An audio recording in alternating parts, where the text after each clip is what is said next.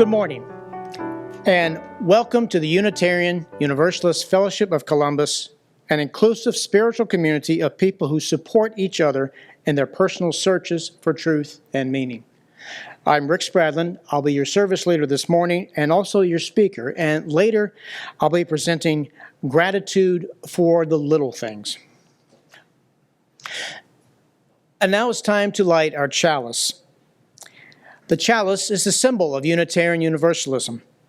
It speaks to us of reason, tolerance, and freedom, and also of compassion, justice, and love. May its flame ever warm and illuminate our lives.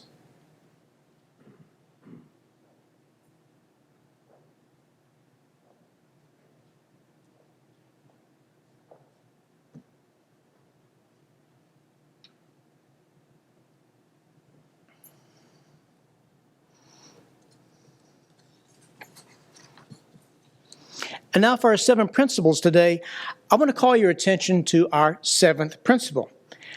Respect for the interdependent web of all existence, of which we are a part.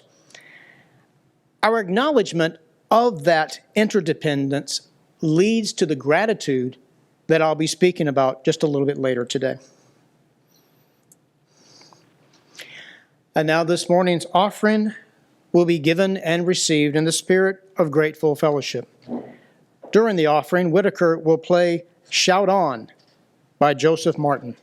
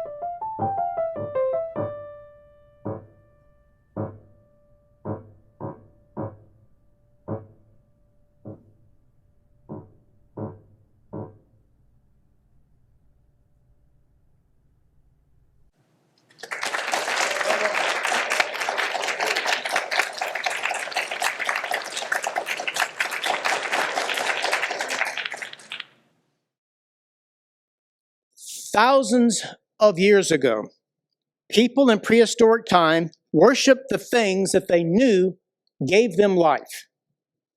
They knew that they needed the animals that they hunted to give their lives so that they could in turn eat them to sustain themselves. So they gave thanks to their prey once the hunt concluded. They knew that the sun and the rain made it possible for their crops to grow. So they worshiped the sun and the sky. Gradually, their gods became bigger. They singled out powerful entities that they believed created and controlled the natural world around them. They gave them names to help them direct their gratitude. They acknowledged that they were dependent on things greater than themselves. But I wonder how they would have reacted if they had known what we know today, that everything around us is built of smaller atomic elements, which in turn are composed of even smaller subatomic particles. Would they feel gratitude for the small things that make our world a reality? Would they feel gratitude for the atoms that make up our bodies, which have no knowledge that they are forming us? The atoms that make up our bodies are simply interacting with other atoms. We are the consequences of those interactions. We're made of mindless particles that aren't even alive. If you were to pick yourself apart, all that would remain will be a mound of atomic dust, a pile of inanimate dust. When the dust was joined, it was you. But that pile of dust wasn't you. You're the relationship between the various subatomic particles in that pile of dust.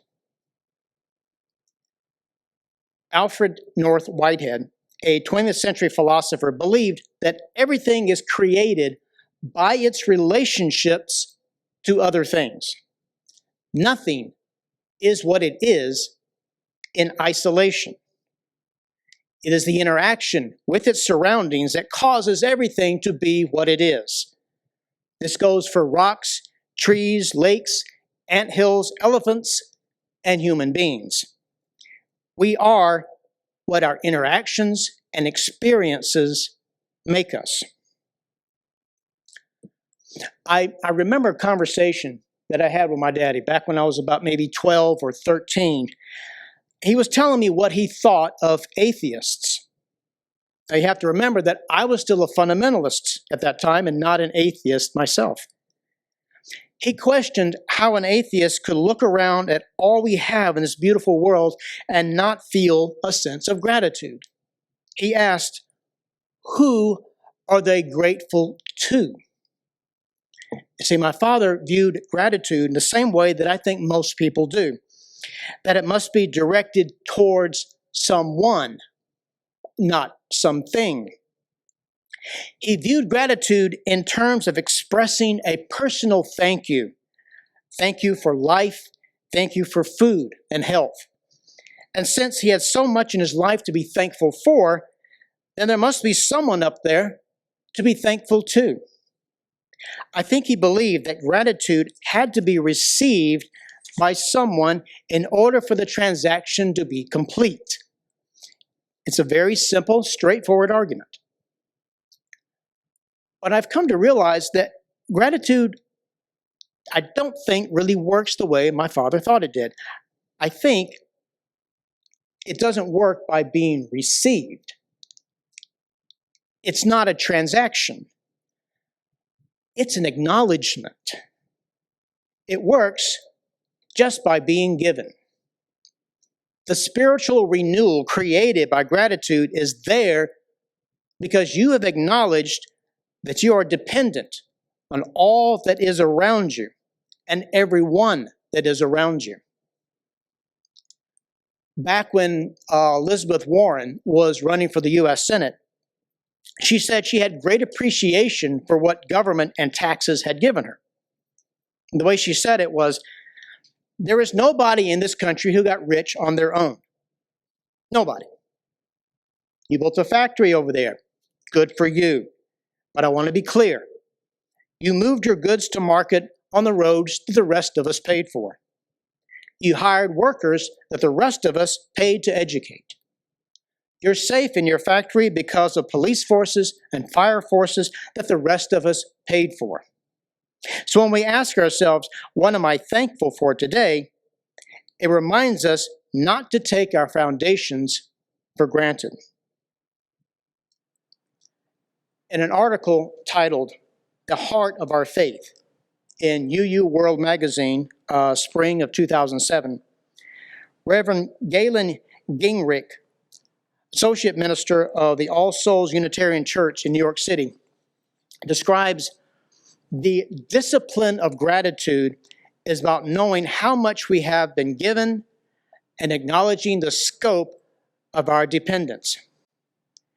Gingrich says, nothing, not people, not rocks, not galaxies, is what it is in isolation.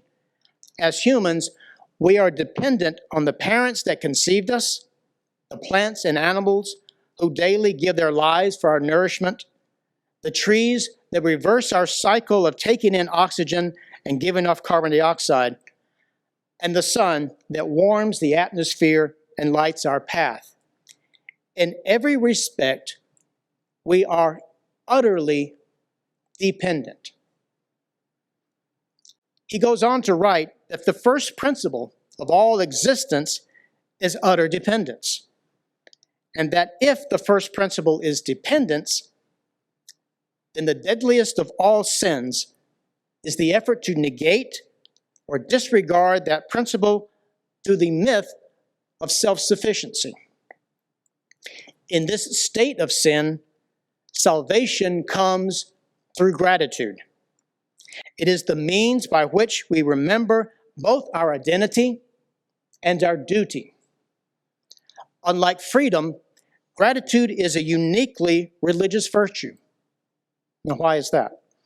Because a sense of awe and a sense of obligation, which are religion's two basic impulses, are both experiences of transcendence, of being part of something much larger than ourselves. The feeling of awe emerges from experiences of the grandeur of life and the mystery of the divine. We happen upon a sense of inexpressible exhilaration at being alive and a sense of utter dependence upon sources of being beyond ourselves. This sense of awe and dependence should engender in us a discipline of gratitude, which constantly acknowledges that our present experiences depends upon the sources that make it possible. The feeling of obligation lays claim to us when we sense our duty in the larger life we share. As we glimpse our dependence upon other things and people, we also glimpse our duty to them. The sense of obligation leads to an ethic of gratitude, which takes our experiences of transcendence in the present and works for a future in which all relationships among humans, as well as between humans and the physical world, are fair, constructive, and beautiful. Put another way, the discipline of gratitude connects the present with the past, while the ethic of gratitude connects the present with the future. Reverend Gingrich also gives us an updated way to explain the terms Unitarian and Universalist as they mean by the way we practice them today. As Unitarians, we believe all names of God point to the same mystery. As Universalists, we believe all creation shares the same destiny. One divine spirit around us and within us, and one destiny before us. That's why it doesn't matter to us what a person says they believe. What matters is what you do with your belief. He also tells us of a Protestant theologian named Karl Barth, who was asked if he could sum up all of Christianity's teachings in a single sentence. To which he replied, Jesus loves me, this I know, for the Bible tells me so. Now, he could have given a 14-volume thesis for an answer, but no one would have read that any more than they read the Mueller report. Religions must have simple explanations in order to be understood by the masses. Gingrich argues that a religion must have a defining principle to be understood. For Jews, he said the defining principle is obedience. To be a faithful Jew is to obey the commands of God. For Christians, the defining principle is love. To be a faithful Christian is to love God and love your neighbor as yourself. For Muslims, the defining principle is submission. To be a faithful Muslim is to submit to the will of Allah. And for Unitarian Universalists, our defining principle should be gratitude. A faithful Unitarian Universalist acknowledges gratitude for the utter dependence that saves us from the sins of arrogance and ignorance. There are two dimensions of gratitude that make it an important part of our defining religious practice. One is the discipline of gratitude, and the other is the ethic of gratitude. The discipline of gratitude reminds us that our dependence on the people and the world around us for everything that matters. From this discipline flows an ethic of gratitude that demands that we nurture the world that in turn nurtures us. It is our duty as Unitarian Universalists to foster the kind of society and environment that benefits us all. The two forms that gratitude takes in our life, the discipline and an ethic, are natural outcomes of the two elements of religious experience, awe and obligation. The experience of awe leads us to the discipline of gratitude, and the experience of obligation leads us to this ethic of gratitude. In conclusion, we don't have to give our gratitude out loud. It's not a transaction. It's an acknowledgement that shows itself in action. And for a Unitarian Universalist, an action of gratitude should come as natural as breathing. Thank you for listening.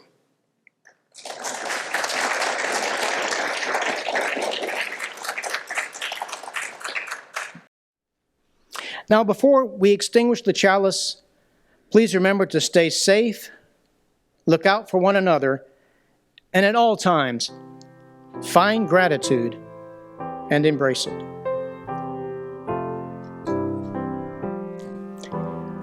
We extinguish the chalice here that it might glow gently in our hearts as we leave this place.